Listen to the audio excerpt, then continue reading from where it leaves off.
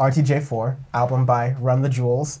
It is. I should get Spotify open. It is 11 songs, 39 minutes long. Thank you very much. It's the duo of LP and Killer Mike, which we do thoroughly enjoy. Run the Jewels. We had our bonus episode. So if you haven't listened to the bonus episode yet with Tammy and Dan, please go check it out. Listen to it. That way you can get a little history rundown on Run the Jewels, so you can be experienced. Yes. And experience will help you enjoy this album, but if you're just coming into Run the Jewels and introduced to it, the albums all have a similar kind of intro and outro and flow to them and how they kind of present themselves. And so you're kind of looking to see how do they hit those marks and how do they hit those targets. And I think in this album they did it pretty well. This is going to be one of those where I'm going to have to listen to it over and over again to really get a sense of it. But I think this is either my favorite or my second favorite Run the Jewels album to come out so far. Yeah, this is probably my favorite, actually, out of all Run the Jewels albums.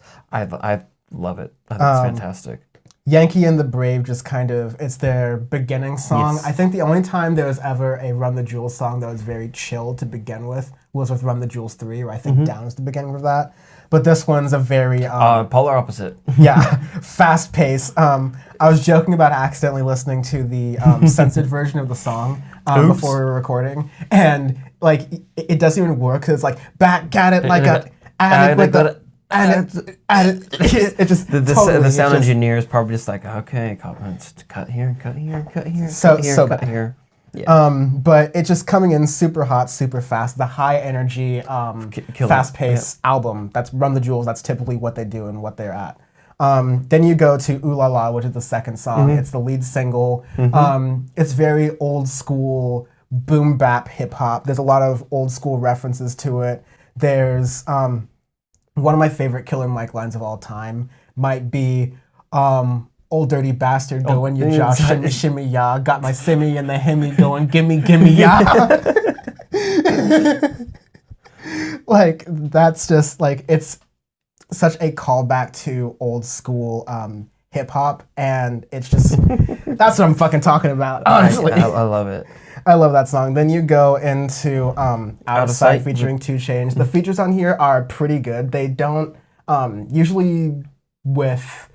The best type of feature in rap is when a song doesn't sound too much like the artist it's trying to feature for. Like, it doesn't get taken over by that artist, it gets like complimented by that artist. So this original, like, it sounds like a Run the Jewels song Out of Sight does, but added with 2 Chainz, he kind of fits right in. And that's pretty much all of the features on the album too, because then we'll get to a few more in a little bit. I really like Holy Kalamafuck. Yes. That's fantastic song. LP's part on it is amazing. This is to me, this is an album where LP really shined a lot, because I think for the previous Run the Jewels albums, I like Killer Mike's parts a little bit more and whatnot, but within pretty much throughout this entire album, this is to me they're complementing each other the best out of any of their work that they've done so far. With their flows, with their lyrics, both of them, it's fantastic. And when they have the features added on them, like we just said, the features don't stand out too much, but they have enough of an impact, enough of a powerful movement into each song that it adds on to it. It gets a little extra floof if you want, but it doesn't detract from anything at all. Yeah. Holy Kalamafuck has another really good Killer Mike lyric. It's like the backhand whack rap slapper. It's like, there's a little just like, it almost feels like a Doom lyric at that point. Like, he's just dooming out right there.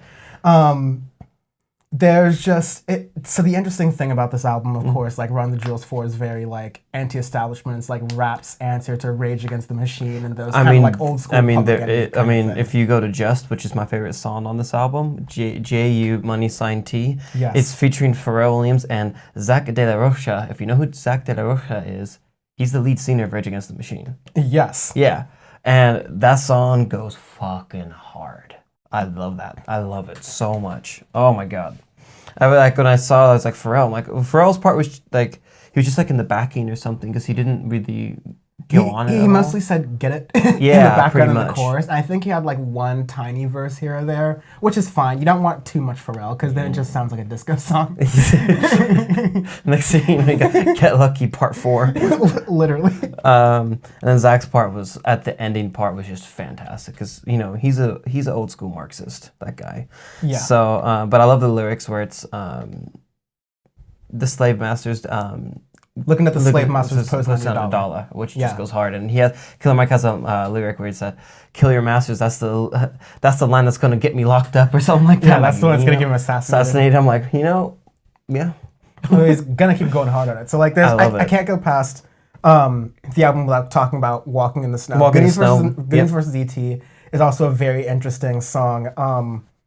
Walking in the Snow is good. Walking in the Snow is one of those things where it has a lyric that references being choked out by a police officer and not being able to breathe, which is super timely given the George Floyd stuff that happens. But like the sad thing is that Killer Mike is not really being super timely because he's just referencing Mike Brown, who died in the exact same way. Yep, that's the sad part of it. Because I when I listened to I looked it up. I'm like, okay, did he do this? Like, did they somehow make a song in 2 days? I'm like, no, this is about Mike Brown. Like, that's fucking terrible. But like it hits even more. Walking in the Snow kind of being a lot of a song more broadly about that struggle and coming out of it, but it impacts the George Floyd thing in the same way because it's copying the Mike Brown story, essentially. It speaks almost inadvertently to the need for not necessarily police reform, but police defunding at this rate. But let's see, coming after that, you have Never Look Back, The Ground Below. Again, Killer Mike just throwing out every political sort of like thing he could go out here. There's one line in Ground Below where he goes, "Not a holy man, but I'm moral in my perversiveness, so I support the sex workers unionizing their services." Yep. I was also one lyric I wanted to go to. Like, when he's like, I support prostitution. Let's unionize it, guys. Let's just go into it. Let's go.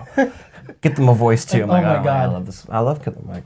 Yeah, so Killer Mike's kind of going on, and my thing with the Killer Mike versus LP thing, I am very worried about sidekicking in music. When you have a duo or a trio where like one particularly overpowers, you usually have that with a front man. I think that's like a good sort of a front person, and that's a really good way of having a dynamic for the band because you have something that shines and is sort of the brighter thing to market off of.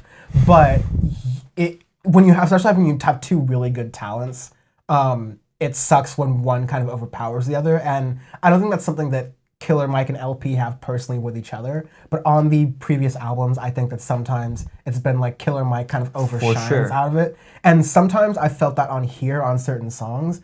But I usually think most of the songs where LP gets a start or be the first one, which is Ooh La La, and then some of the songs near the end. LP does really get to shine. I really do appreciate it. Yeah, and that's what I was saying. But lyrically, they're both really strong. Like, fantastic. LP, like, even when it seems like he's understated, he's always holding his own. It doesn't seem like he's like dragging the background. And we also have to realize that LP's doing most of the production on this. And the production quality of this album is impeccable. Fucking amazing. This is for a rap album this year. This is the best production, like, hands down. Yeah. But it's unreal for it. Every song goes together well.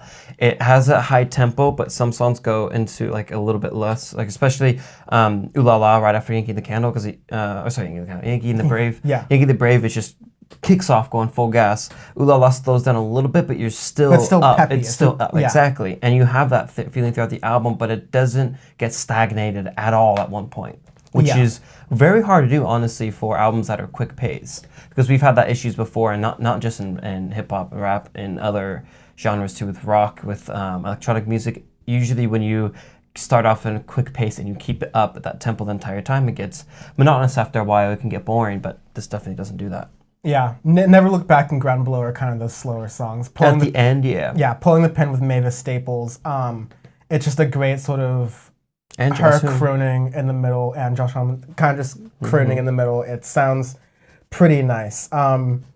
Overall, they're kind of, in many ways, they're breaking out of the usual sound, but in a lot of ways, it's kind of constructed in the way a Run the Jewels album usually would be. You have appearances from like Run the Jewels classics, like there's a Gangsta Boo thing in there, I think in, not The Ground Below, but it is in Walking in the Snow. Walking in the Snow. And then a few words for the Firing Squad. Every sort of Run the Jewels album kind of ends with this like big, like surprise, all explosion everywhere, kind of fuck you, middle finger to the system thing. And this song almost does that because it feels like it's going to build up to something, but it never really quite does, per se. And then the end is like an outro. That doesn't make it sound bad, but it's like... It's different. It's a really cool way that it plays with tension and being like an ending song. Yes. Because it kind of... It sounds like the music for the last fight in a TV show. That's like the season finale. And then there's like a little TV thing where it does kind of sound like a season finale, which also...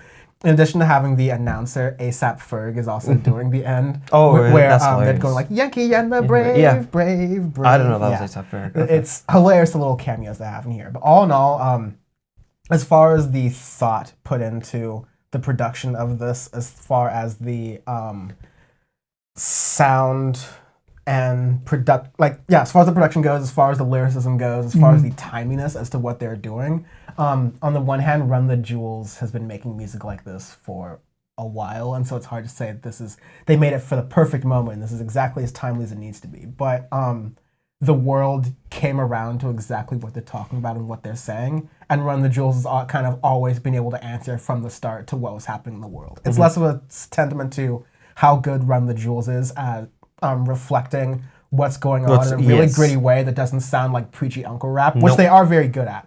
But it's also a testament to the fact that the world has not changed that much since 2013 when they started making these albums.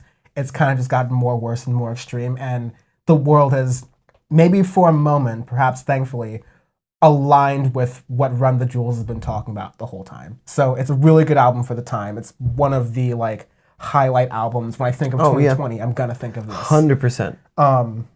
It's very, very fantastic. Great job to them. And speaking of something that's great for the times, our arbitrary scale is Animal Crossing houses, upgrades to houses, because you start off with your tent. Yeah, this game couldn't have come out of a better time than during a crisis. Nintendo, Killer Mike, and LP have had their fingers on the pulse. Oh yeah, of America.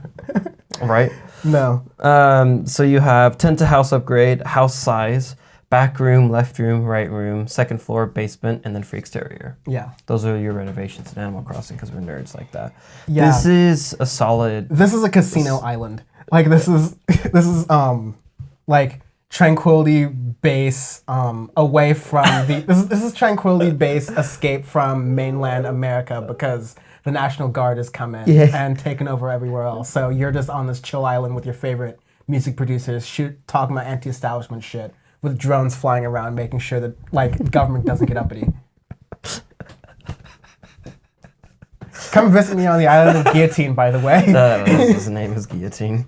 This is when you make a house on the other side of the water and you cut the bridge so no one can get to it because you want to be left the fuck alone. Yep. You have to pole vault over to the... and you build a second story too while you're at it. There's an episode of King of the Hill where Dale builds a 39-foot watchtower because there's a limit on anything beyond 40 feet, but he wants a watchtower in a single-story neighborhood. That's hilarious. That's kind of me in Animal Crossing because I don't trust any of these animals. Right.